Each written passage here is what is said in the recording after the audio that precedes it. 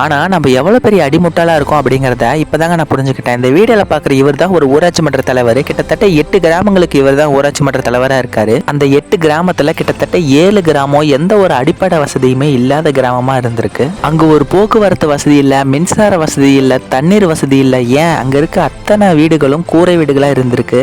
ஆனால் இவர் பஞ்சாயத்து தலைவர் ஆன பிறகு அங்கிருந்த மொத்தம் 850 கூரை வீடுகளை மாடி வீடுகளாக மாற்றிருக்காரு. அது மட்டும் இல்லை, மின்சார வசதி, சாலை வசதி, தண்ணீர் வசதி அப்படின்னு அரசாங்கம் கிட்ட இருந்து கிடைக்கக்கூடிய அத்தனை வசதிகளும் இந்த ஊருக்காக பயன்படுத்தியிருக்காரு.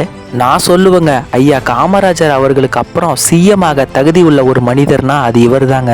இதுவே நம்ம ஊராட்சி மன்ற தலைவர்கிட்ட ஏதாச்சும் நம்ம உதவி கேட்டா மேலிடத்துல இருந்து பணம் வரல, அடுத்த ஆட்சியில நம்ம செஞ்சுக்கலாம் அப்படின்னு சொல்லி ஏமாத்துறாங்க.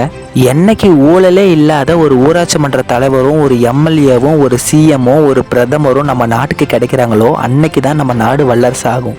முனிசிபாலிட்டியோ கார்பரேஷனோ எதா இருந்தாலுமே 10 ஆண்டுகளிலேயே ஃபுல்ஃபில் பண்ண முடியும். இப்போ நான் பண்ணியிருக்கேன்.